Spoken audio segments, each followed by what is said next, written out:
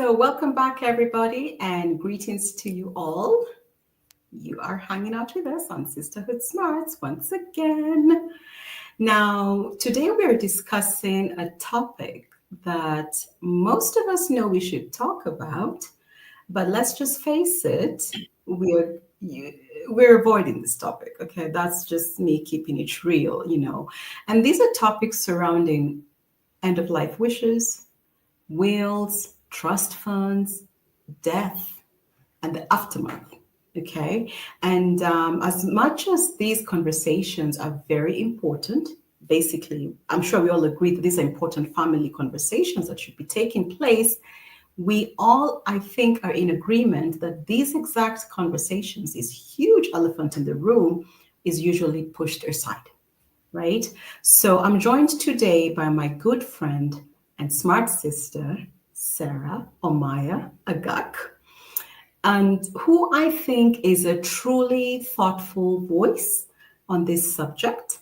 I also think that because she has helped so many people navigate these conversations and somehow managed to do it with practicality, with compassion, and honesty, I think she would definitely be one of the voices that could help us get some clarity on how to navigate these sensitive areas and how to have these conversations without, it being so.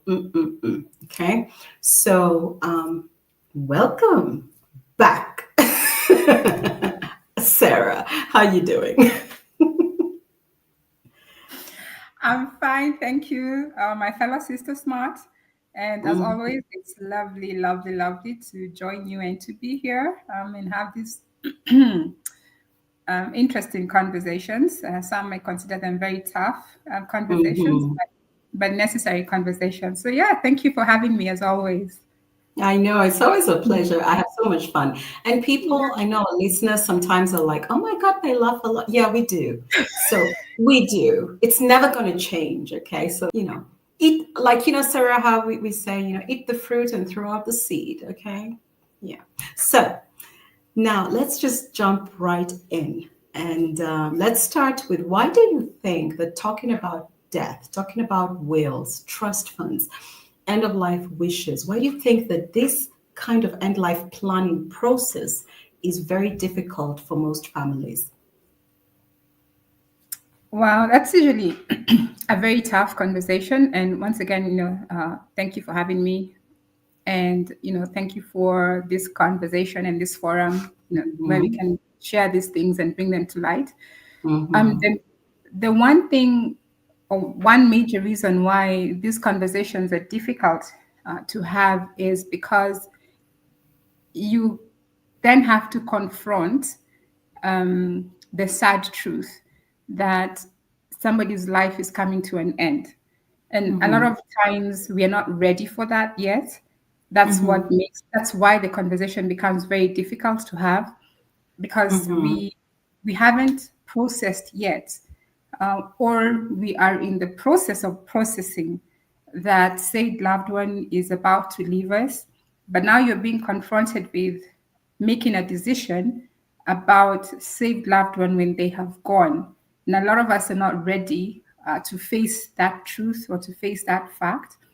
And so the question begs, does one need to have that conversation early in their 20s, in their 30s, alone, with family, Hmm. before family, so that, Interesting. Hmm. yeah, so that it's already Hmm. something that has been done and you're not leaving the family to, sit down and have to confront this elephant in the room when they're not ready to confront the elephant in the room. So just Hmm. that fear of, and it's a lot of the time it's fear of the unknown, um, because you don't know what it's like for many people. And I hope this is the case. You don't know what life is going to be like without your loved one, and you're not ready to confront that fear. So here you're being asked, okay, so what's your plan for the future? And this future Hmm. is without your loved one. That's a hard truth. That's something very difficult for many people to wrap their heads around. And basically the reason why that conversation is very difficult to have. And what was your, what was your own first experience, or should I say, your aha moment or your wake up moment that made you realize that this is a very important conversation and we need to start taking it seriously? Because you also said something very interesting. You Mm-hmm. said that should it start when you're 20 or even Mm-hmm. younger? Because Mm-hmm. um, most people assume that they will outlive their parents. Yeah. And most conversations are, even those who have these conversations are having them usually with the elderly, as their Mm-hmm. parents start to get more, Mm-hmm. elderly, in their ages. So that's a very interesting thing. So basically, everyone should be having this conversation, no matter Mm-hmm. what age, is what I took. That's very interesting. That's very reflective, what you said there. Yeah. Mm-hmm. But what was your first own experience, your first experience, wake up moment? What made you realize how important these conversations are?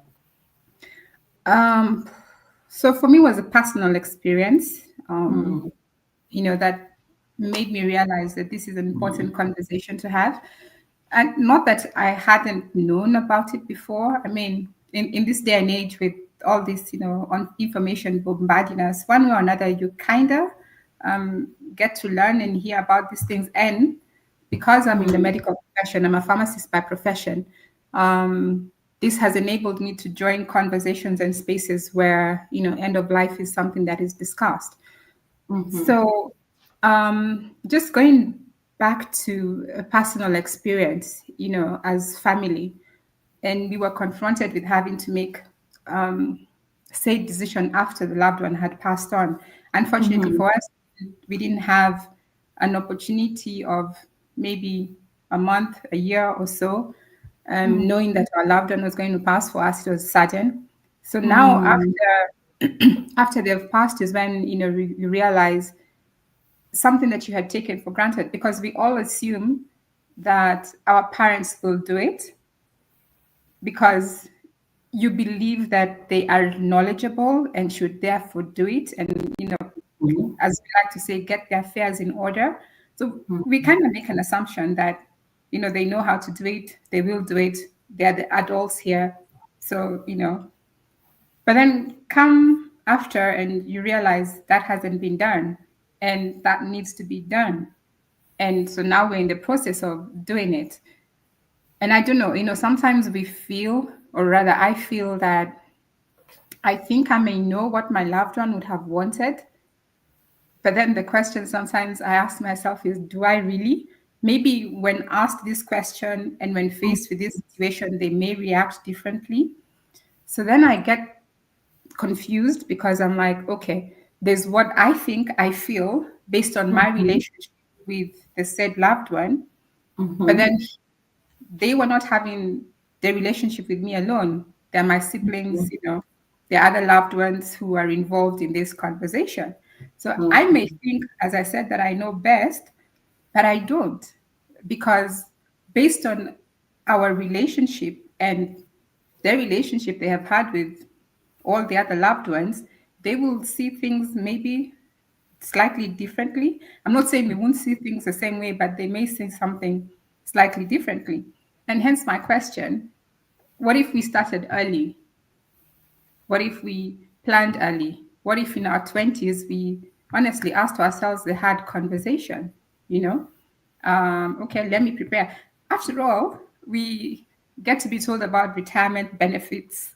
We get to be told, yeah, we get to be told to yeah, save for exactly. the future. Yeah, I mean, we get to be told to save for the future. So why not bring in that topic up? I know it's very, it's very Yeah, and controversial. life insurance, which I call death insurance, because you only Thank claim it you. once you're gone. Yeah, thank you. Yeah. So if we have all these other conversations about certain aspects of our life, why aren't we having this conversation early? So Mhm, that you can plan for it. mhm, And it may be selfish for me because this mhm, is what I'm going through right now. And and the reason why I say selfish, because I want to put it back on the individual to do it and not give me that burden, so to speak, of doing it. So Mm-hmm. why not start it, or why not do it in your teens, early 20s, whatever? In short, just start early, put all your affairs in order so Mm-hmm. that your loved ones don't have to confront that hard truth. Because let's face it, my dear sister, um, I'm not in the best frame of mind because I'm still mourning, you know. I So know. yeah, so am I making the right decision? Are we making the right decision? Because we are all mourning. So Mm-hmm. in in this state that we're in, um, Mm-hmm.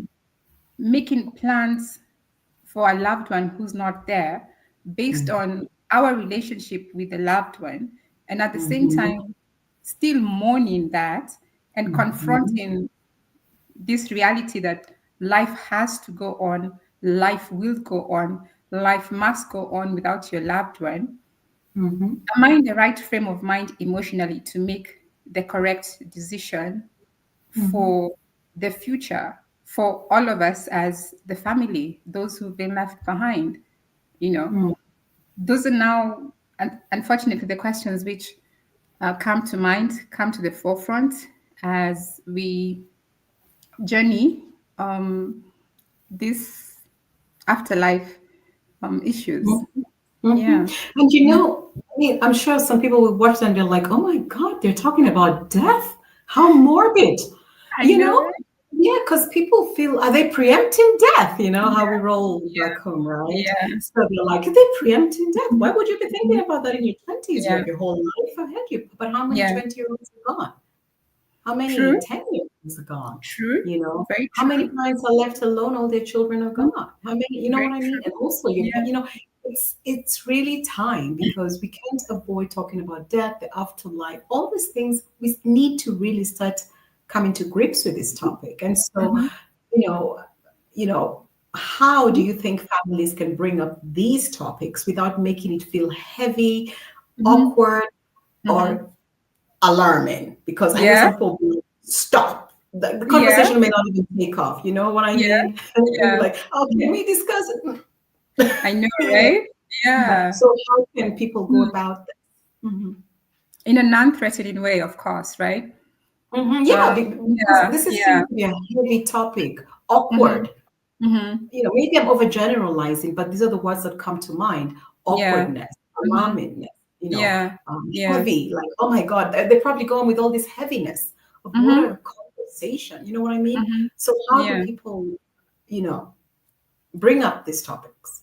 What do you suggest? Wow. It's never an Mm-mm, easy topic to mm-mm, bring up, you know. mm-mm, I think one of the ways that we can explore, and it's not a one size fits all, because different things will work for different people, different families. But I think one of the things um, that would help, of course, is having a non-threatening conversation in a non-threatening environment. And what do I mean by that?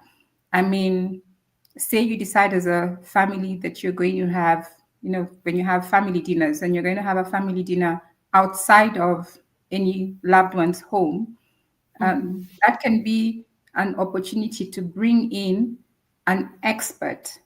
And it could be an expert that the family knows, or it could mm-mm, be an expert whom the family has heard about, and therefore they're like, okay, it's not a conversation they're going to disregard. Just do your research in terms of the person who you're going to involve, because sometimes when you involve a family member, it may become very heated. Yeah, mm-mm. I'm being polite here, and I say it may become, yeah, and not heated in terms of even argument, but heated in terms of heightened emotions. Because this is a difficult conversation. So how? Especially, sorry to interrupt, Yeah. especially when you discuss the different dynamics of the relationships. Oh So yes. the person who's making this trust or will may be like, Mhm. and to Sarah I give the whole estate, and to you I give you the chair that grandma sat on, because that's and I mean that's what I'm saying. This conversation. I think some people literally choose to do it when they're gone. They're like, Yeah. oh, let that stop when I'm gone. Yeah. Yeah. I don't want to Actually, hear more. I'm not I here for think, it. It's like they do it and they don't. yeah, They're that's like, y'all very deal with true. that stuff. Yeah. Yeah, that's very true because they're like, oh my gosh, I know my family, I know the dynamics involved. I'm not getting in this. Yeah.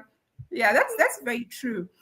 But then again, there's the downside to it because now your family, like I've said, is doing this when they've been confronted with it. We're not doing it because out of the love of doing it.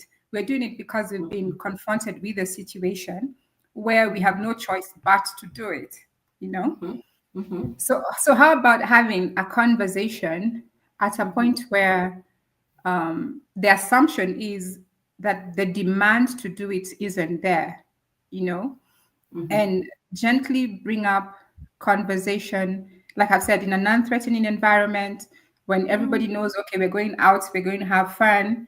But in this outing and this fun activity, we're like, okay, let's have, you know, a conversation about life and let it be um, in a language where anybody and everybody who's part of that family can understand. And what do I mean? I mhm, mean, involve your children early. You know, there are certain conversations where we feel that it's too young for a child, but as day goes by, even when you have conversations with them, I'm sure there are many times that you're like, did they just say that?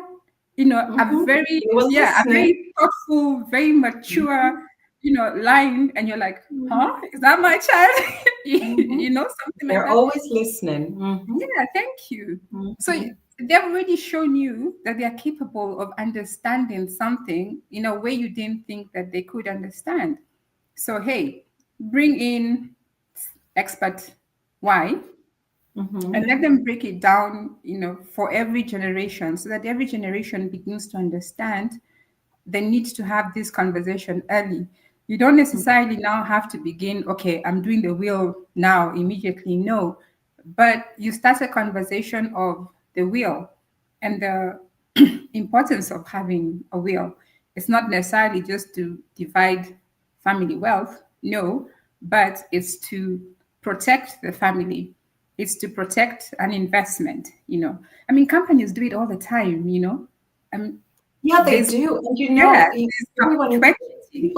people know their Yeah. family members, and not Yeah. everybody maybe has business acumen. So Mhm. it's if you just leave it like that, some Mhm. people are not also self-aware. They Yeah. might think that they have business acumen, but they Yeah. don't have business acumen. And then, Yeah. you lose everything or whatever. You know what I Yeah. mean? And I'm not Mhm. just saying business, it could be, you have to assign the different qualities, Mhm. or that make you continue to thrive as a family in that respect, regardless of Mhm. age, gender, or whatever. And I think that's where these Exactly. conversations, I think this is a very important conversation because I know as much as it may be awkward or Mhm. heavy, I think Mhm. if families manage to sit and have these conversations, I think they will have more peace. Mhm. And I think they will have more clarity Mhm. and a For better sure. understanding actually of their dynamics, For and sure. also know each other, because Mhm. this is what we really like, really should really I just know, like right? Yeah. have dinner with no drama, I and know, if right? you, yeah, and I think it would, that's what I think. I think sometimes Mhm. having these difficult conversations lead to a very a very good positive outcome that gives you peace, knowing, okay, should something happen, I know their wishes, how they want the ceremony to look like, Mhm. Mhm. what they appreciate, what they don't Mhm. appreciate. Mhm. I think it's a healthy conversation, but I also am not wearing rose colored glasses. And I Yeah. know that for some people, it might be overwhelming to even, Mhm. just the thought of having this conversation, right? Yeah. And for people also just, starting out, like in Mhm. everything we do, there will be mistakes made, you Yeah. know. So Yeah. what do you think are some of the common mistakes made that you have seen through, your background? You've really interacted with a lot of these Yeah. conversations. I don't want to put Yeah. you on blast, but you know what I mean. And what are some of Yeah. the mistakes that people make when creating a will, a Mhm. trust, Mhm. discussing their final wishes, and so Mhm. on? I wouldn't necessarily call it a mistake, and this is because that's not my profession, in terms of drawing Mm. wheels and etc. Oh yeah, I'm of not, course. yeah, and my field is We're not as a legal discussing expert. final Yes, stuff, yes, seeing the yeah, end game, the end. exactly. Mhm. Um, You're in the room with these people as they're talking about a lot of yeah, sensitive things. Yeah. yeah. What I would say is that let me not call it a mistake, because no, when we start labeling it that way, then people now will also begin to shy away from that conversation. So what I'd call it is areas of improvement, you know. Mhm. And Mhm. again, this would also be very dynamic, because each family has a different set of dynamics, or Mhm. each set of loved one has a different, set of dynamic. Mhm. But the thing that I would say we need to do is to start early. That's Mm. one of the things I would say that we need to do. And Mm. starting early here is abstract. It could be start early in your teens or preteen, Mhm. if you're fortunate to be in a family where such conversations are capable of being heard, then have those Mhm. conversations. So, say, for example, if a grandma or a grandpa Mhm. begins to have a conversation about end of life or transition with Mhm. their grandchild, don't automatically stop that conversation, let them have that conversation, because what I realized is we become very sheltered when we say, hey, no, that conversation should not be heard, because you feel maybe it's not appropriate. However, your loved one is having this conversation from a good place. They're coming from a good place. So if they're Mm. beginning to have that conversation, 3 generations apart early, Mhm. let them Mhm. have that conversation early, um, Mhm. because there's wisdom in having that conversation early. Like I Mm. said, do I really know if what I'm doing is with the knowledge of Mhm. this is exactly what my loved one wants? I'm 50-50. I know what my loved one wanted, but then my loved one, like I said, had relationships with my siblings, had relationship with, so many other people who are party to making this conversation. But Mhm. if, not if, the one thing which we were all very certain of, which we knew, is how um, their last days were going to be spent Mhm. before, going 6 feet Mhm. under. That one we knew because the conversation that we had heard, Mhm. and Oh, not necessarily, okay. yeah, and not necessarily Mhm. as a family, but separately. I mean, he'd had conversations. Separate. I know, yes, I know. Yeah, again, So you have different versions. we Okay. have different versions, but thankfully it Of the was all, same thing. yeah, of the same thing. Thankfully, it all converged to the same thing. But Mm. but you mentioned it about family dynamics. So now that I'm thinking about it, I'm like, I know why he did it the way he did it, because he understood the family dynamic. Um, so yeah, so without putting anybody on the spot, Mhm. there are certain people in the family who didn't want to have such a conversation, Mhm. and they would always say, "Oh, that's morbid. I can't have that conversation. I can't have that discussion." But then Mhm. when he knew that he could have a conversation with somebody else, um, and he would make it a very fun conversation. I know it's not easy to make matters of end of life funny or easy, but he had a nice twist to it. There was a way he put it that, at the end of the day you would laugh. I mean, Mhm. I've heard funny conversations, and yeah. even now I'm just thinking of some, and I just want to laugh. Yeah, Exactly, right? Yeah. So it's not it. I mean, just because you're discussing a difficult conversation about end of life doesn't mean that it has to be serious and dire, and that there can't be some fun aspects to it. They can. Mhm. It's just Mhm. how do you package?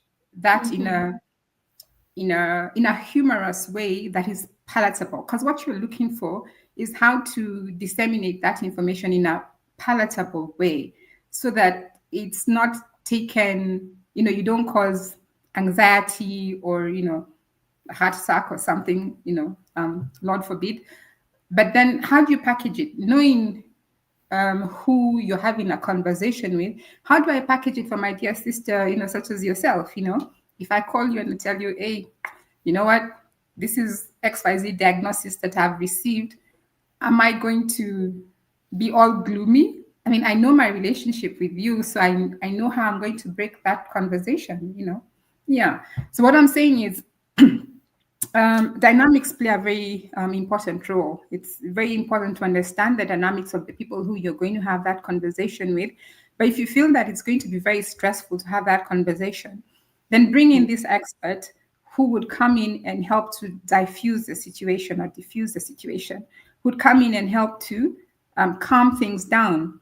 Because one, they don't have any vested interest. They're a third party, so they don't have any vested interest as they're Mhm. having this conversation. And it will also be good to give people tips and tools. Of course, when you're having this conversation, it's not the first thing that you have in the morning. There I am with your coffee. I'm like, hey, you want coffee? Okay, so yeah, you know what I want to discuss with you. No, no, no. You set the tone, set, nice setting in terms of when to have the conversation. So morning is not a good time, or fasting in the morning rather is not a good time to have that kind of conversation. And even a late night conversation where you're going to break that news and the person is going to bed and the only thing they'll be thinking about all night is yeah, again, that's not the best time to have that kind of Yeah, I conversation. mean, the dreams will be quite eventful. I know, right? Oh Yeah, my you're god. letting the Yeah. imagination go wild. But you keep mentioning the experts. Who Yeah. are these experts that people So should be looking into?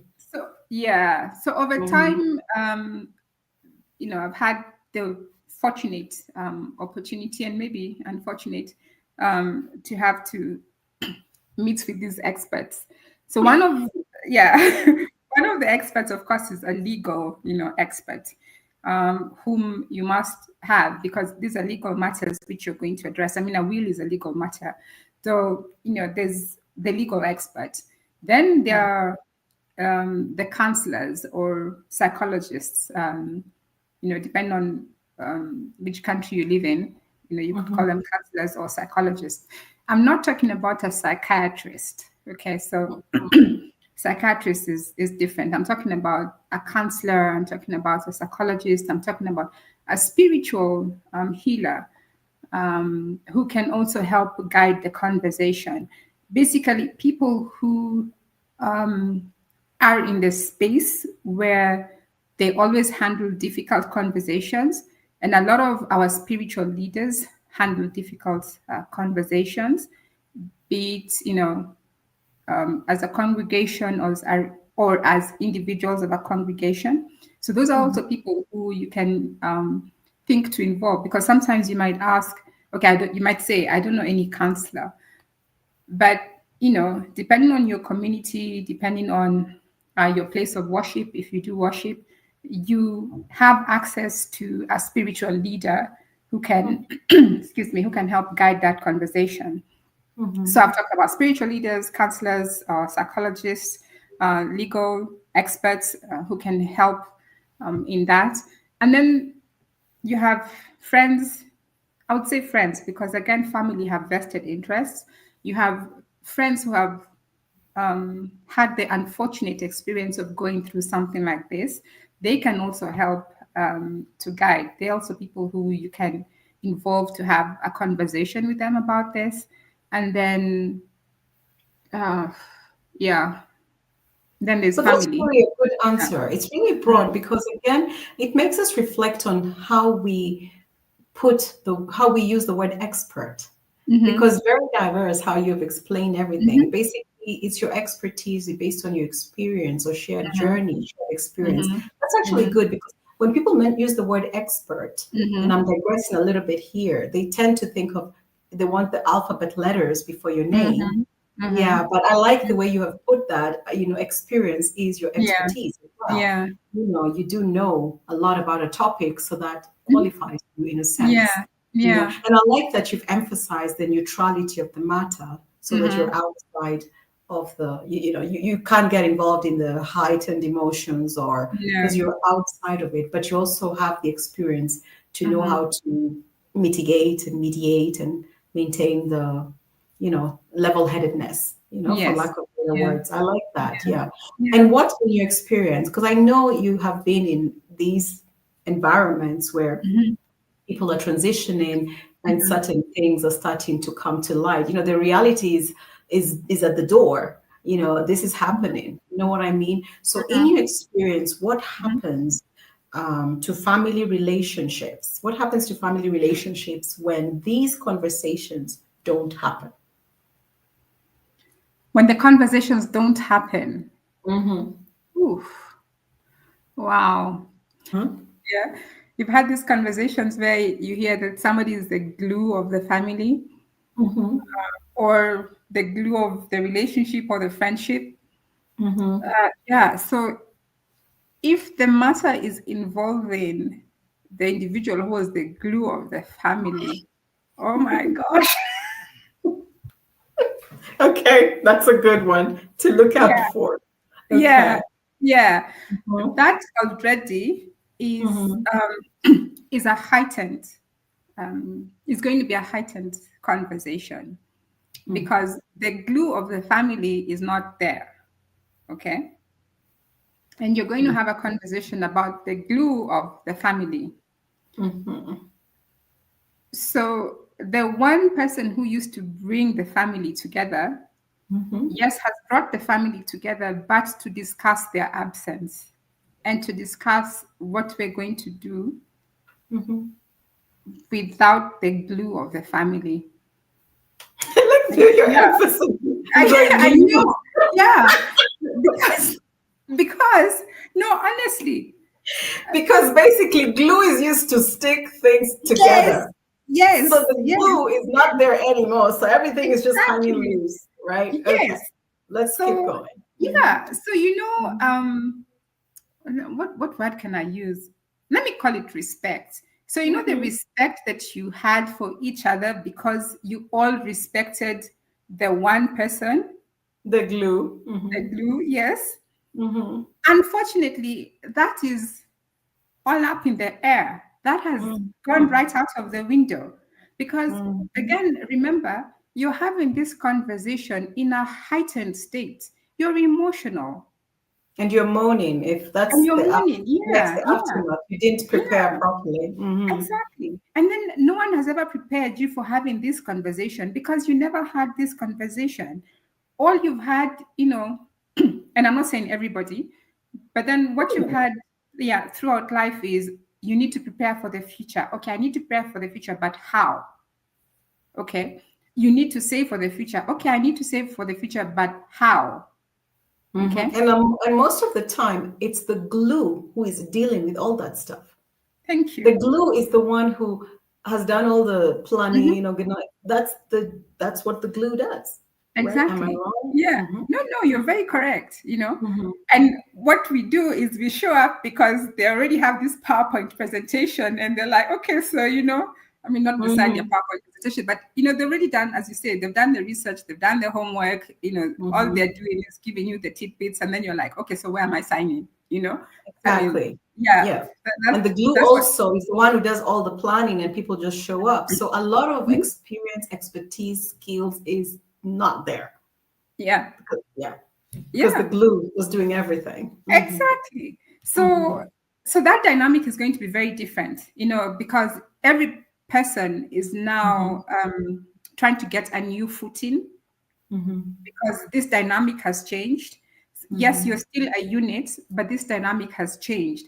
And each Mm-hmm. of you is now trying to get a new footing in a new dynamic, in a new relationship. I mean, relationships evolve anyway with time. I mean, Yeah, yeah. individuals go, yeah. So Mm-hmm. this is another area of growth, but unfortunately, it's a painful area of growth, and you're beginning to learn how to handle your family member Mm-hmm. without the help of the other family member. So this is Mm-hmm. something new because the person Mm-hmm. who used to mediate the conversation is not Mm-hmm. there to mediate the conversation. So now you're like, okay, so who's going to mediate this conversation? Who's going to be the level-headed one? Who's going to be the emotional one? Who's going to be, you know, that is all going through your mind. You might not realize it, but it's all going through your mind. And then here you are, you're being asked to sit and have a conversation in a very heightened state. And that's why I Mm-hmm. keep saying, will it help to have the conversation early? Absolutely. It will help to have the conversation early. And one area of improvement would be if there's any opportunity to have that conversation, have it. Mm-hmm. If there's Mm-hmm. any opportunity to allow your children to have that conversation, Mm-hmm. or to allow them to be in an environment where that conversation is being heard, Mm-hmm. especially maybe in schools, let Mm-hmm. them go for that talk. If it's a career day and then they're hearing that, oh, the lawyer is coming, or the psychologist is coming, the counselor is coming, and what are they talking about? Death. Let them go and have that conversation. Again, if it's a psychologist or a counselor who's going for that conversation, who's coming to have that conversation, you can Mm-hmm. be rest assured that that's a safe environment. This is somebody who um, knows what they're doing, so they're not going to traumatize anyone by having that conversation. They know how they're going to bring in that conversation. If it's a spiritual leader who is having that conversation, allow them to have that conversation because these are people in safe spaces, safe environments who are not out to harm you, who are having, these conversations. So start early, allow for these conversations to be heard in safe environments, of course. Allow for your loved ones to attend these conversations so that they can process it. And the reason why it's important to allow them to have or to attend these conversations in neutral environments is it allows them to process it in their own understanding and without wondering, okay, am I being looked at? Do I need to react in a certain way? Do I not need to react in a certain way? It allows them to express themselves um, and it allows them to process their feelings of that Mm-hmm. conversation without being anxious, wondering, okay, is mom, dad, auntie, looking at me, and if I react like this, how will they react? No. So allow them the neutrality of said conversation in a Mm-hmm. neutral environment. I know it's easier said than done because a lot of the times we are anxious about how Mm-hmm. someone would react. But like I said, if it's a safe environment, then you can be rest assured that safe environment means it's going to be a safe conversation, and therefore your loved one is in a safe area, and it's okay to proceed with that conversation. Um, what else? What else would I say is an area of improvement? That when it happens, and if it happens, and if you find yourself in that situation, Mm-hmm. um, allow yourself to how do I put it? I don't want to say that you're automatically an expert, but allow yourself to share your experience. Not everybody, of course, will be comfortable with sharing the experience, but Mm-hmm. allow yourself to Mm-hmm. share that experience so that Mm-hmm. it's my dear sister here, and I know you're going through something like that. you know, um, I might share, for me, this is, what happened, and something similar to what you did for me. For me, this is how I handled it. This is what happened. You're not imposing your views. You're not imposing your experience. You're just sharing what happened. You're Mm-hmm. sharing what you did. And Mm-hmm. it's not like you must do it this way. No, again, your dynamic is so different from my dynamic. But what I'm Mm-hmm. doing is I'm telling you, okay, when this happened, this is how we handled it. This is how I felt. This is what I did. This is how I stormed out of the room when somebody said, you know, I mean, and it's important to be that honest, because the truth of the matter is these are very difficult conversations to have. So why are you painting a rosy picture? Okay, just be honest, you know. Yeah. I Yes. find that to be very, very interesting. Some of the things you've pointed out, they sound like these, for lack of better words, unexpected benefits. You know, the unexpected, because you don't expect, you know, when you're just, like you said, I'm just sharing, but and you are taking some useful things and you're benefiting from that, but it's not expected, it's not planned. You know, is what I've been hearing as you're talking. So I like that you, as you were talking, I was thinking of all these unexpected benefits when, but you're emphasizing honesty. So the unexpected benefits when families open up honestly about these subjects. You know, I think this is very important because I think sometimes people look for perfectionism. They Yeah. want to, you know, I want to do it right, right, right. And Yeah. you know the saying, you can think a thing to death, right? So you just do it, you know, and yet by just doing, by just sharing, there are these hidden benefits that people are taking and learning from and growing Yeah. from. I really like the way you're expressing that Thank because I you. think it will take away the fear of, Mm-hmm. you know, I don't have the experience, I'm not Yes. an expert, Yeah. I'm not an Mm-hmm. expert Mm-hmm. in this topic, so I don't feel I have something to contribute. But you've taken all that away, and you know, it's kind of like you've given people the confidence to say, you Mm-hmm. know what, actually all I have to do is do my part and just share, Yeah. Yeah. and you know, let the person, you know, take what fits, you know, Yeah. fits Yeah. their paradigm, their story, their Yeah. experience, you know what I Mm-hmm. mean? I really like that. And as you're True. talking, I was thinking, in Mm-hmm. your experience, have you seen the positive, some of the positive results or Mm-hmm. outcomes um, from families who have Mm-hmm. actually done the preparation and done the planning? What are some of the positive outcomes from this? Wow. Thank you for that question. You'd be very amazed, honestly, Mhm. that there are those who have taken such positive feedback from Mhm. said conversations or said experiences. The good Mhm. thing, or the one thing that I think they had all had in common, was being Mhm. open-minded about Mhm. this. It's Mhm. it's some it's something new, so to speak.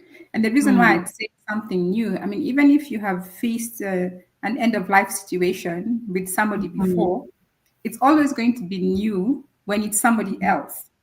You understand? You could Mhm. have you could have been through an end of life situation with mom. You could have Mhm. been through an end of life situation with dad, and then Mhm. at this point, it is now an end of life situation with maybe a spouse. Mhm. All the three, or an Mhm. end of life situation with a child, Mhm. all the four will be totally different. These are people who you loved dearly with all your heart, Yeah, yeah, yeah. It's Yeah, different. Very but different. it's all going to be different. It's like it's all going to be new, Hmm. like because the dynamics are different. You may have been closer to one, you know, compared to the other. And Exactly. That's what I mean when I say it's new, because mm, it's a new experience. that's fine. The the one thing that I think they all had in common, because of course, it's not a question that you ask them, Mm-hmm. but just based on observation, was Mm-hmm. being open-minded to the fact that it's going to be a new experience with a different loved one involved, Mm-hmm. and that already helps to set the tone of the conversation. Mm-hmm. And the tone of conversation is very important. In case I may have forgotten to say this, it's very important. Where at work, we talk about approaching everything with hope, dignity, and compassion. So it's, Mm-hmm. it's very important that you, as you approach that conversation, because everyone is in such an emotionally heightened state, Mm-hmm. that you're approaching them with the hope, dignity, and compassion. Mm-hmm. It's not necessarily hope in the sense that you're hoping for a miracle. No, but Mm-hmm. hope in the sense that, for example, in this case, you're Mm-hmm. hoping for open-mindedness to be able to Mm-hmm. have this conversation. Mm-hmm. When it's compassion, of course, we're asking, um, be emotionally intelligent, be akin, you know, to their emotions. Take non-verbal cues very seriously. A lot of times we ignore non-verbal cues. Mm-hmm. We Yes, stick we to the do. verbal, yes, yeah, we stick to the Mm-hmm. verbal cues. I mean, how many of us do it and have done it and continue to do it when somebody asks you how are you and you say you're fine and you're not, but by default you say you're And they fine. can see your eyes are red, like you've been crying, and you have bags under your eyes, like you haven't slept for a week, and you're like, I'm I fine. know, right? Yeah, I'm and like, yeah, okay, I mean if you with a say straight so. face, yeah, with a straight face, there you are, you're saying I'm fine, and 2 minutes later you're breaking down and you're like, but I thought, Yeah. so I read a yeah. book. I want to digress a little bit here. I read Yeah. a book by an amazing lady, I think Dr. Jewel Hmm. Pookrum. she she in her book she was Hmm. talking about how she's a scientist, brilliant woman. She was talking about how you can't hide anything in this world, Yeah. and it's in a conversation kind of setting. And Hmm. so somebody says, yeah, but I can, I do this and I eat this and I exercise. And she's like, well, look at yourself in the mirror. That's what we see. So you can't say. Like she said, you're a walking book, open. Yeah. We Yeah. see you. You can't say, oh my God, I have, I'm so relaxed, and your Hmm. eyes Hmm. your I eyes are know, red. right? Yeah. Yeah. She said the mirror. Use Hmm. the mirror. We Hmm. we we see you. Hmm. True. Yeah, yeah. Yeah, very true. So when Mm-hmm. we talk about uh, paying attention to nonverbal cues, it's very important to pay attention to nonverbal cues, especially when it is these conversations that are being involved. Because by default, you know how somebody is going to react automatically. I'm fine, but you know they are not fine. So watch out for the nonverbal cues. Mm-hmm. And yeah, and as I said, this now begin to set the tone and the mood of the conversation, because now you begin to gauge, okay, so this is what I can say right now. This is something that I'll put on hold until later. Maybe um, they're not ready for it yet in this session. And Mm-hmm. just to say something, depending on what stage it is that you have brought your loved one to us, we Mm-hmm. will take you through different family sessions. But the first Okay. one is, yeah, the first one is always to assess where you're at in terms of um, your wishes, one for your loved one, Mm-hmm. two, the outcome of why you have sought our services, Mm-hmm. and, and three, your current expectations. Mm-hmm. Based on that, then we are able to help, because we have established a baseline. So we basically do a family assessment, and Mm-hmm. we like to have family assessments where, if possible, we have all the immediate family members present, and that really helps, because then we begin, yes, again, family dynamics. We begin to understand the family dynamics, and we begin to understand what, as a family, you're hoping for, based on the interventions that we are going to give. And th- hence, I'll come back to, watching out for the non-verbal cues, because you'll always have the one vocal person in a family, and you'll have the least vocal person. So you have to scan the room, unfortunately, to be able to pick out on these non-verbal cues, so that that can help guide your conversation. But going back to your question, I digress. So going back to your question, what are the positive outcomes?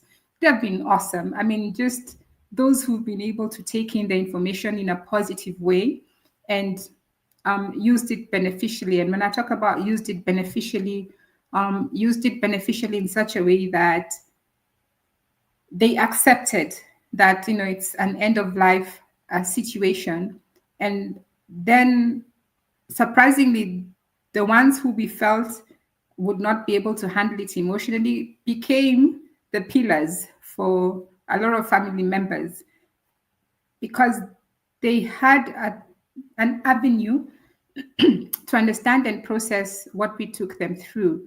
So we do bereavement counseling, and we do pre bereavement counseling and a post bereavement counseling. So, what's a pre bereavement counseling? We slowly begin to prepare you for accepting the loss of a loved one. It's not a very easy thing to do, it's not a very easy journey to do. But, like I said, when we sit down together as a family, do a family assessment, it gives us an opportunity to somewhat understand how to begin that conversation, when to begin that conversation, where to begin that conversation. So, of course, having a conversation like that with the family member who's about to transition is that's not the environment where you have that conversation. No, so you need to take them out of that conversation, take them out of that room, and have the conversation with them without the loved one being there. So some of those small things which may not necessarily always come to mind when having a conversation with somebody, we really need to pay attention about the environment. We need to pay attention, with respect to who is there when you're having that conversation, who might add on to the emotional stress or distress, who is anxious. Many emotional emotions, are involved, and a lot of emotional issues will arise. Some may arise because an individual is already just in an emotionally heightened state, or others may arise because of the particular situation, and others it could be, historical, which have not come to light and are now coming to light. When all those dynamics come into play, and we have taken a family through that, like I said, we get individuals who embrace the conversation, because when you're getting into it, you're like, okay, you're not sure how somebody will take this, but a lot of the times they come out of it with a positive experience, because what Mhm. you have, yeah, exactly. I know it's very strange, right? It Positive is experience. strange because Yeah. I'm trying not to cut you off because you're in a flow, and that is Yeah. so important. Because I think Yeah. as you were talking, I was Mm, just thinking like, oh my God, there's so mm, many things that are misunderstood about the mhm. process, because there Yeah. are these stages, pre, post, in Mhm, between. But I think mhm. people just think we're just talking about the death, and then that makes it very Yeah. morbid. Yeah. So what do you think? And I know you've touched on it in a different way, but just so that Mhm. you hit the nail on the head, Yeah. what do you think people misunderstand Mhm. about the planning process? Because as you were talking, I know I had a bit of a different picture of the Mhm. process. Mhm. And that is a misunderstanding of the Mhm. process. You know what I mean? Yeah. Because Yeah. this is not it. There's a Mhm. pre, there's a planning, there are Mhm. all these players, Mhm. there's different Yeah. things happening. So, what do Mm. you think people misunderstand the most about planning for death? And I want to throw this word in here, legacy, because Yeah. a lot of people talk about their legacy, building it, but I don't want to Yeah. talk about this other side of, prolonging and, dealing Yeah. with the other side of the legacy. Mhm. Mhm. Oh, okay. Let me see. I think a lot of some of the misunderstandings Mhm. come from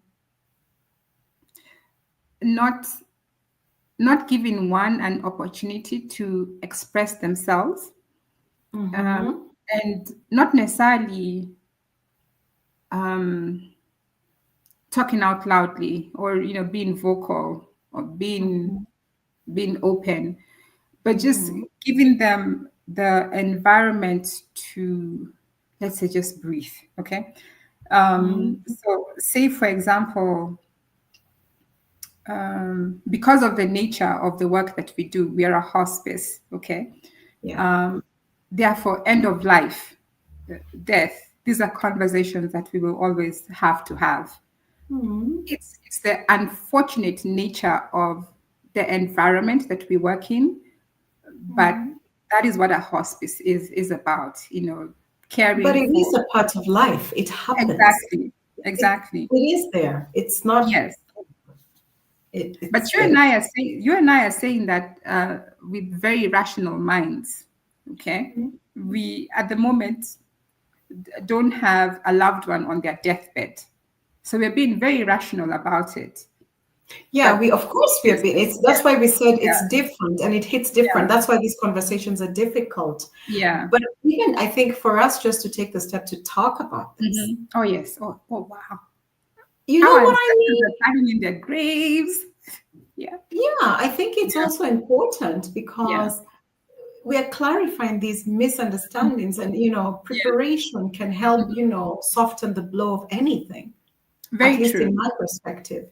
Very If true. you know this is going to happen and this is going to happen, you're Mhm. kind of prepared for it. Even when it happens, it doesn't hit you so hard, you know. Very true.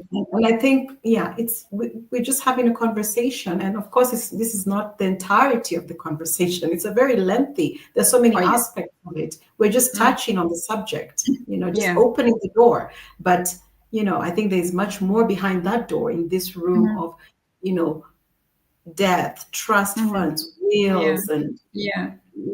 yeah, yeah. There's a So, lot. There's a lot because mhm, there's also the expectation of, mhm, remember, you had this relationship with the loved one whilst they were alive or as they are transitioning.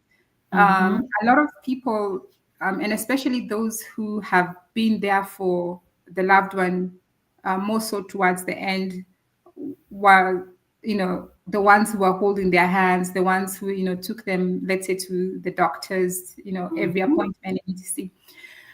And this is, it is okay to feel this way, in terms of there's an expectation that then, because you took care of the person, that they will leave you with XYZ. There's that expectation. However, what you're forgetting is what happens in the event that this person had already done their will 10 years ago and did not review it, or did not get an opportunity to review the will. And mhm. you here, who has been Yeah. Florence Nightingale, is having this expectation that, come, I will get XYZ. But no, and it's not because the person didn't um, appreciate what you were doing for them, didn't appreciate you being there for them towards their end of life. It's because what happens if they did the will 10 years ago, you know? Many people have done them. Yeah. Exactly, before this Yeah, happened. some did it 20 Yeah, years ago, a long, long time ago. Yeah. yeah. And so they're So not that, yeah, reviewing it and updating it. Yeah. exactly. So there's that Mhm, expectation which we have, mhm, and then there's the um as we like to say here, quite ground beating a different. What exactly is the actual, yeah, situation, And the reality is that mhm, the will was done when the will was mhm, done, and mhm. now you got into this situation, but unfortunately, what you were expecting is not what you got. So there are two things that this individual is going to be mourning about: mourning the loss of the loved one, and mourning the loss of that expectation. Because let's face it, as human beings, we begin to build castles in the air. We're like, okay, so if I get this, I'll be able to do this, this, this. But that was just an expectation that you had. There was no guarantee that it would be that way. And Mhm. this is an abstract situation, of course, that I'm talking about. But the reason why I bring it in is because there's the aspect of managing those expectations. That's what I just wrote down. Manage your expectations. Your mind and your telepathic, whatever you call it, just went Yeah, right through to my pen and my yeah, paper here. I just wrote yeah, manage your expectations. Yeah. Mhm. yeah. So there's that Yeah. key, it's a very key component, manage your expectations, or managing expectations. Mhm. So we wouldn't be able to cover everything as we're handling the family in terms of managing expectations. But Mm-hmm. one of the other positive things that we have noted is there are those who are able then to manage their expectations, because then Mm-hmm. they begin to understand. Because the assumption that many of us have is, okay, you Mm-hmm. got said diagnosis, and it is when you got said diagnosis that you began to do your will, you began to put your affairs in order, you began to put your estate in order. But no, not everybody is like that. There are those who already did Mm-hmm. that a very long time ago. Mm-hmm. So, yes, so as we have these conversations, we also have to bring that to light. We also do bring that out to light that, hey, you know what? Um, Mm-hmm. do you know when they did their will? Do you know when they put their estate in order? If somebody says, yes, they did it in 1988, we're in 2025. I mean, really, how many They're in generations trouble have because we even their assets or whatever you call it has changed. Everything has Yes, changed from yeah, 1988. A whole different world. Mm-hmm. true. And not to belittle anybody's No, experience, no, it's not to not belittle, belittling. yes, This is yeah, just information.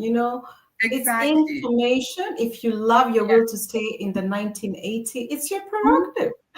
You can leave it there. Because if you're cool with it, what do people say? If you like it, I love it.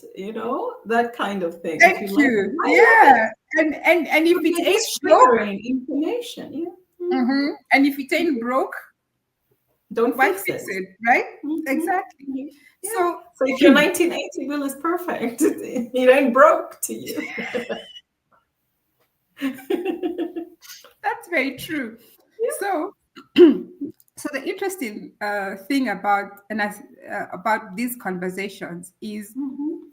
when you um, believe that the conversation is only about this person transitioning, or Mhm. that um, my loved one is about to die in a few days, a few months, a few weeks, Mhm. um, you realize that there are other things that need to be taken into consideration when you're having this conversation, because Mhm. people are thinking about other dynamics of their relationship, and not Mhm. just this particular passage of time. They're Mhm. thinking about other dynamics of their relationship, and Mhm. the what next when the loved one has gone away. Mhm. um and yeah, and therefore, like I said, we've had people who have embraced our working with them through that journey very positively, because they have now begun to understand the process even better. And especially those who didn't know that their loved one was having a life limiting illness. They only got to find out at the end. There's also that anger that you need to manage, because people do get angry. Like, why wasn't I told? They But did they you not guys have love to me maintain enough? confidentiality, right? Sorry, You have sorry, to please maintain repeat. confidentiality, right? Yes, you have Mhm. to. If they don't Mhm. want to share, you can't share. You know, you can only be their confidant, but you can't. Mhm. Yeah. Oh, tell me about it. It becomes so stressful sometimes. But anyway, Mhm. learning how to manage people is what we do on a daily basis. Um, Mhm. but yeah, so I'll go back to those who welcomed it positively, those who got something positive out of the experience, and it Mhm. changed their relationship with other loved ones. Mhm. Some positive, some negative, and then there are those who just taking them through that experience gave them a totally different experience in terms of appreciating life, Mhm. appreciating living right now.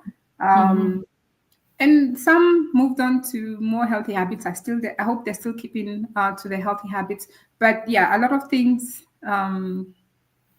People take things very differently and change their lifestyles, be it for the short term or the long term, very differently based on the walk that we take them through, the experience that they have with us as we, journey with them through the pre-bereavement and the bereavement and the post-bereavement process. Yeah. Mm. And you know, I like that you also mentioned this whole process. It's not age specific, No, you know. Yeah, it and I want isn't. us to take a bit of a reverse gear because I wrote something down here. I know we've moved past the younger Yeah. generations, but how can families include younger generations in these conversations Mhm. uh, and have them in a productive, or should I say, Mhm. in a meaningful, age appropriate Mhm. way? You Mhm. know what I mean? But Yeah. how does that look like from your perspective? Yeah. And allow me to paint a very dire situation. Mm-hmm. Um, when you have a child who comes to you, I'm just giving a random age, 5 years old, Mm-hmm. has been diagnosed with a life limiting illness, and they have Mm-hmm. only, 6 months to live. And they have either slightly older or slightly younger siblings, and they're Wow. their parents. Mm-hmm. Um, at that point in time, you need to have that conversation. Thinking about that because, to be honest, I can't even imagine what kind of language you would use that would Yeah, make help the children comprehend yeah, what is actually really happening in a meaningful way that can help the child grieve. Because people don't even mhm. think children grieve as well. They You do. can They see do. how they grieve differently, especially if they're They younger. do. They're not really already, they're not so they're kids, but Yeah. they have their way of reminding you that they miss this person, or Yes. sometimes they just Exactly. ask you, where is the person? And then you Mhm. realize, oh, I didn't communicate this properly. Exactly. So yeah, Exactly. how do you think people can go about having this So you you conversation? you need to be very honest. Mhm. Oh, With really? Yes, you need to. I have a friend, and not too long ago, pretty recently, Hmm. um, who had a conversation. And I'm Uh, shocked because I can't imagine telling a child your father died and he's gone. I wouldn't know how to say it. I'd probably be like, yeah. oh, he's hanging out with the angels. I don't know what I I would say, but that's so not good, so that is because. what so that is what the younger one was told about, um, an older loved one who Mhm. had passed on. But then the response they got was like, I want to "Hang meet the on." angels. They're like, "Hang on, no, no, no. She can't be with the angels. We just put her 6 feet under. So how now are you telling me that they are with the angels? You know?" And Or can I I, also go and hang out with the angels in, you in know, that in that yeah, capacity? yeah, because they're like, I mean, I saw it. You put her 6 feet under, and then now you're telling me that, oh, they're with the angels. I'm like, Or a so week this later, they tell you that, can we go visit the angels with dad? yes, yes, yeah, yeah, no, seriously, No, because that's what I'm you, saying. It's so difficult to communicate it in a meaningful way where they actually understand yeah, what has happened. yeah. Or are they So, not supposed to understand if they're too young? I don't know. well, yes, there's the aspect of level of understanding, and there's the Hmm. aspect of using language that is appropriate, age Hmm. appropriate, based on the level of understanding of the person you're breaking the news to. And Hmm. why I'm saying you need to be honest is because, for example, in this particular instance, um, I- this this young one is not more than 6, if I'm not wrong.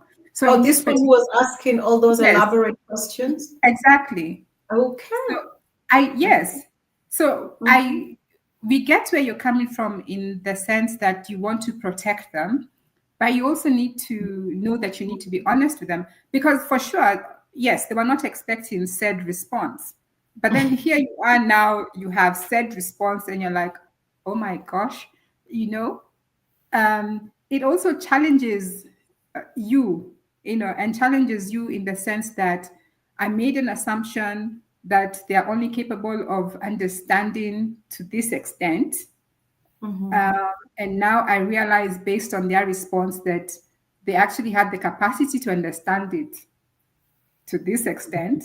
Um, now you need to sit down and have a conversation with them, like you have said, to explain why we can't go hang out with the angels, right? And I think those are the dangers of when you Yes. have these stories, as I call them, because they grow legs, you Yes. know. Yeah. When the more the children start asking, the more you realize that I just put them in a whole web of, because they're so confused, their little minds are so disturbed and Yeah. confused, Yeah. Yeah. and you're like, maybe I should have just, but again, you'd have to explain things that sometimes are beyond their comprehension, True. in True. honesty. But this is I think the stories, or the angels, or your grandmother, and their, all these stories you tell them, I think creates more questions, than, or more Yeah. confusion than clarity, Yeah. from my observation. Yeah. I'm not saying Mm. just go out there and say grandpa is dead, or grandma is dead. No, I'm not saying go and use those words and have that conversation, because you need to be honest with them. No. What I'm saying is, and if they're at that age where for them they can comprehend, they can understand that, and allow me to use a Christian example or Christian analogy. If they can understand that Jesus is in heaven, they know about, um, But do they or understand who yeah, Jesus is and what heaven is? but Because you they see, also want to hang out with Jesus. true, I know, right? But you see, if they already can associate, I mean, because during Easter, what do we tell them? So if they can, I mean, he rose and died. Okay, Oh so where is he? no, here, Yeah. here they tell them, you get the Easter eggs. The bunnies are getting eggs. Well, there's more I'm to the keeping it Easter real. bunnies and the Easter eggs. But no, I hear you. I hear you. But yeah, because you know what happens is, okay, the what, the challenge um with creating an abstract is Mm-hmm. you will find one or two who will Mm-hmm. question that abstract. Okay. Okay, I get So you. yeah. So what happens when the one or two questions the abstract? Yeah. Yes. Yeah. I know where you're going with this. I Yes. get you. Yeah. So fine. It's okay to say it in Mm-hmm. abstract. They went to be with the Lord. It's okay. They're in heaven with the angels. That is fine. But Mm-hmm. then, what do you do when they begin to question that abstract? What is the next conversation that you're going to have with them? Are you prepared for that next conversation? Or will you tell them, no, I'll talk to you later? Because the thing that you're forgetting is, Mm-hmm. your children are social, right? They're going to hang out with other people, right? Oh. No, it's the truth. And the next thing you know, when they come home, they'll be like, did you not tell me? But so and so in house number or in school told me that, no, what you said is not true. There's no such thing as, you also need to preempt some of these conversations, and not Like necessarily with the them, Cookie preempt it Monster, instead. and totally bust their bubble. That's the parent who told the truth and said, ain't no cookie, ain't no tooth fairy I here. know, I'm the right? fairy. Just remove your tooth and I'll give it to you in your hand.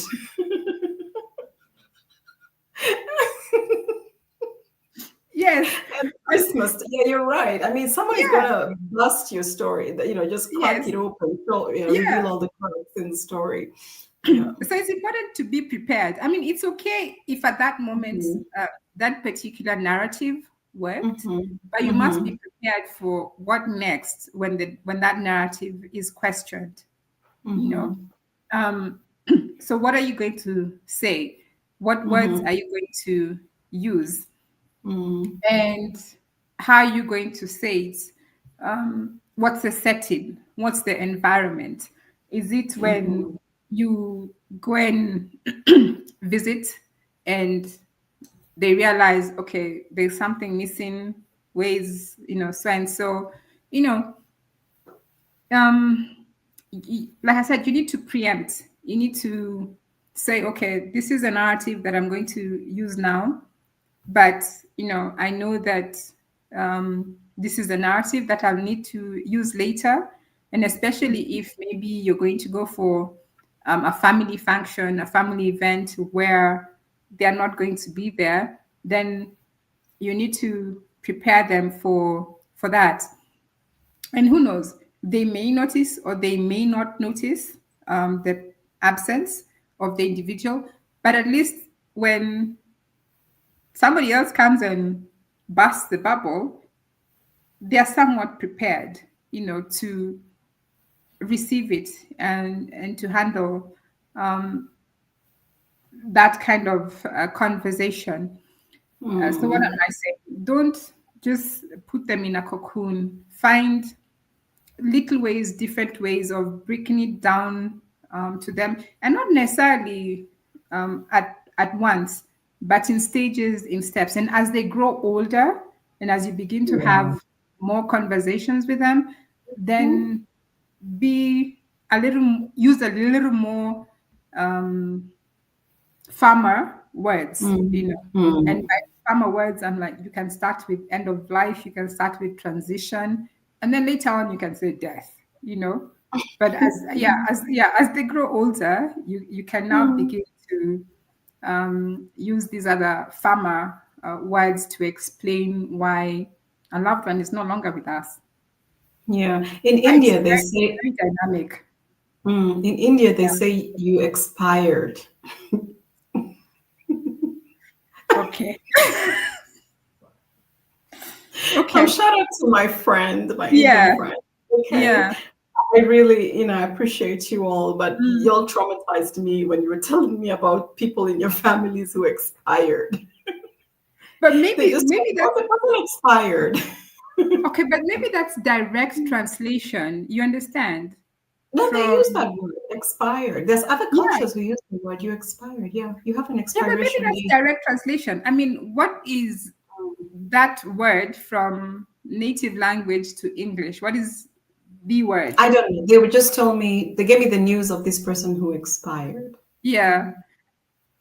And maybe expired is the word that directly says whatever in their native language. And later on they may or may not begin to realize that okay, we don't say expired, we say That's hard. No, they say expired. Others have died and they say expired. okay. Mhm. Okay. Mhm. Again, all this cultural. If Yeah, it's it is okay, cultural. yeah, Of course, yeah, it's if it's cultural okay with because for them, them, it's not a big deal. yeah, It's not a big yeah, deal. They were just yeah, communicating, mm, as, an incident. Someone has died. They yeah, have expired. yeah. Yeah, I Wow. mean, yeah. You can look it up. It's not, Yeah, for them, it's not a rude thing or harsh thing or yeah, brisk or whatever. No, it's just, mm, you have yeah. expired. Yeah. Again, cultural contexts are also very different. Hmm. Cultural, yeah, dynamics are also very different. And again, even where you grew up, how you grew up, Hmm. also plays a very big role. I mean, if one grew up, for example, in an environment where they're very matter of fact about death, then that's what you know. That's what you grew up knowing, and that's how you embrace it, and that's how you will Hmm. communicate. In a matter of fact way. But Hmm. if you grew up in an environment where um, such conversations were not heard, and only when somebody had passed on or when somebody passes on is when the conversation begins again, that's going to be a very different dynamic. I know this is just being what, maybe pedantic. I think maybe that's the word I should use. um, Hmm. Could but be. yeah, but it's also very important how you communicate, especially to children, about these Mm-hmm. things, because this is what they will carry with them, for the rest of their years. And Mm-hmm. if said conversation was not broken down in a palatable manner, who knows? Later on in life, they might not be able to. I mean, no one accepts it, but later on in life, they may not be able to accept such hard truth, in a certain way. So let's also think about when we are breaking down these conversations, or when we're having these conversations, what, and I like that you asked the question, what age should you bring up the conversation? How should you bring up the conversation? Because for Mm-hmm. children, it's different. It's very The different. Yeah, the intention is that they will live much longer. So we need to equip them in a way that they would be able to handle such Mm-hmm. situations in a In the much, future. yes, in Mm. future. So yeah, when we package it for them, I think we need to put that into consideration. But that's why I said it might sound very pedantic, because we're just thinking about it rationally. But Yeah, yeah, yeah, exactly. yes, yeah. Mhm. And But then, also, when you brought up culture and the cultural context, I was just thinking mhm, about how, because wills and trusts and all this stuff, and end of life, that's modern. Because back in the yeah, day, the culture determined it was this is the procedure. Culture, yeah, everything is already set in stone. This is yeah, what happens. mm, Back way back in the day, there was the wife inheritance. mhm, So mhm, some things were just set in stone. The mhm, boys inherited, the girls, good luck and go and be mhm, happy, go and be mhm, married. So yeah, I was just thinking of all these cultural contexts and mhm, how they might overlap. And mhm, I true, just imagine, maybe this is not a conversation for today because it might mhm, get too lengthy, but I think some cultures might override mhm, the will. very You know true, what I mean? very Yeah, true, because they're very like, true. we know that, Yeah. because culture is usually tied to tradition, to Mhm, the ancestry, to the mhm, lineage, to the mhm. legacy, to the name, to the clan, Yes, to yes. it's a long string. So they Especially what might you be like, just this is said, legacy. temporary. Mhm. Yeah, this is Yeah. temporary. This is one person Mm-hmm. trying to change our whole paradigm, you know. Exactly. And so they might Exactly. just override it. I think there's a Yeah. possibility that they might just There ignore it. And you is. can go fight it in court, but they're Yeah. doing that. You know what I I mean? know, right? Yeah. Yeah, yeah. You know what I mean, And maybe Yes. this is And not it for today, and it but it has just crossed my mind. Yeah. it has happened.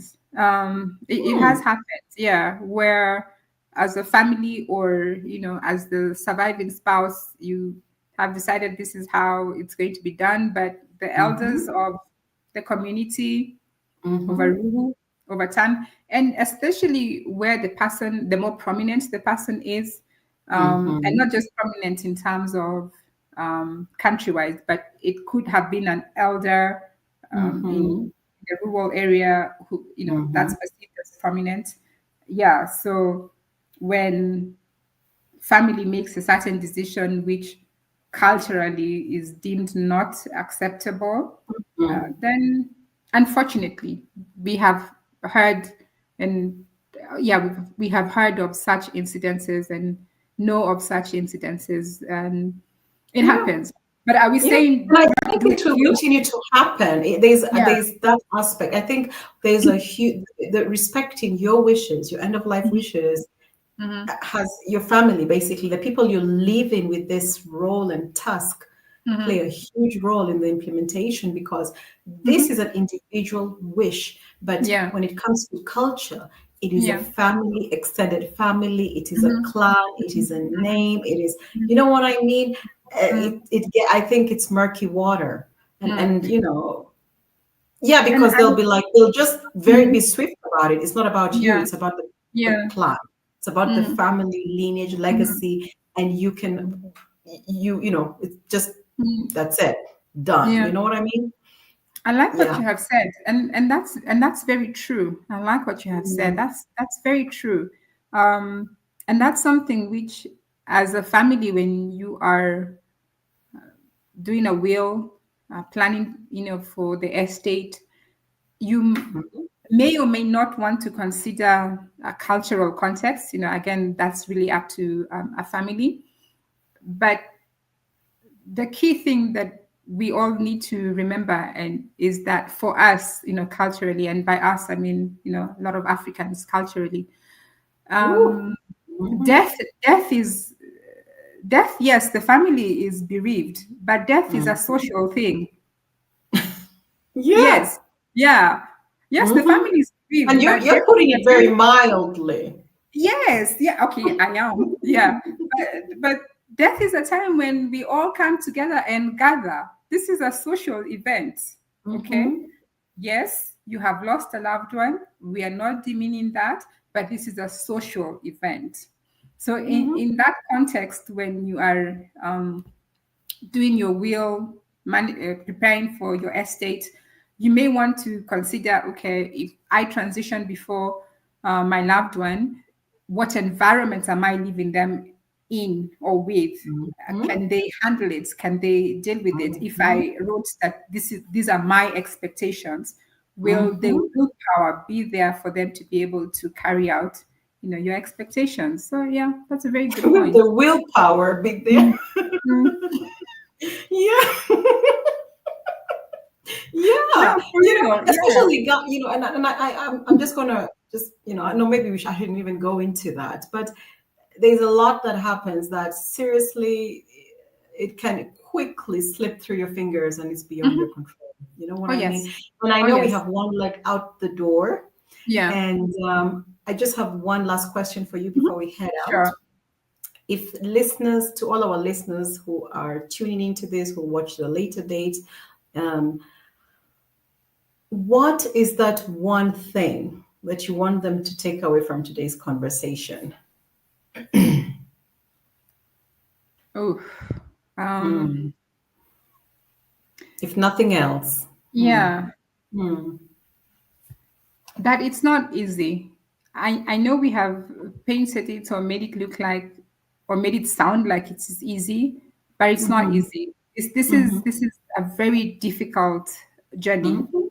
that Mhm. one will go through, is going through, um, and the honest truth is it is not easy. It is not easy having to prepare when you can see that your loved one is about to transition.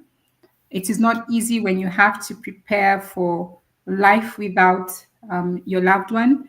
There Mhm. is no stage of when a person is in the end of life stage that is easy, and no one should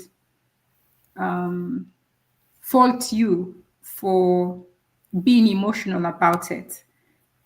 You're the one who has lived with this person, been with this person, cared for this person for X number of years.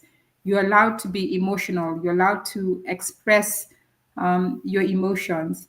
And therefore, at no given point in time, should one feel that they shouldn't mourn the loss of their loved one. And mourning can begin at different stages. There are those who, once they learn about somebody's life limiting illness, the diagnosis, there are those who begin to mourn at that time. Mhm.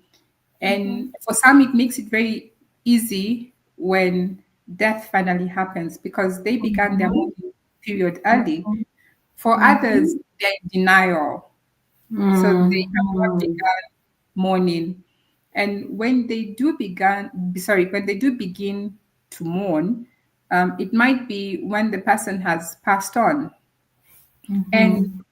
and therefore these two people have very different worldviews and have very different experiences.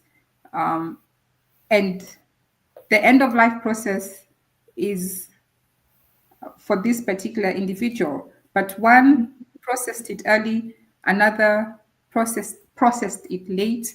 Is there any right or wrong? No. No. Mm-mm. This is your journey with this individual who unfortunately is about to leave you in the next. few weeks, in the next few months.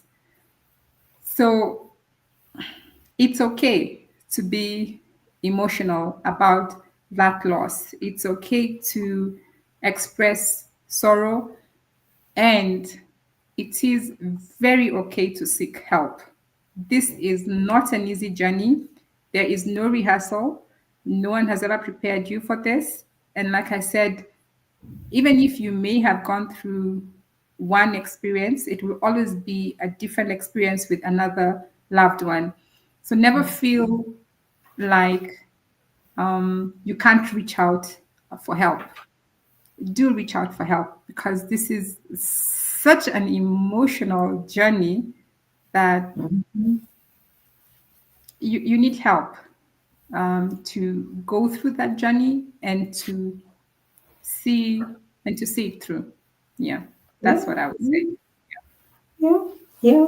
I think I like that because we've just opened the door, but this conversation is necessary. Yeah, And I'm not sure very. about you, sir. Well, I know on your own, but to our listeners, I'm not sure Mhm, whether some of you have noticed the extensive amount of deaths.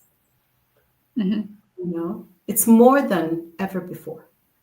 very You know, true. Oh my I gosh, was very looking true. back. Yes, I was looking Mhm, back, and back in the day, I would go 4, 5, 6 years without hearing about a death.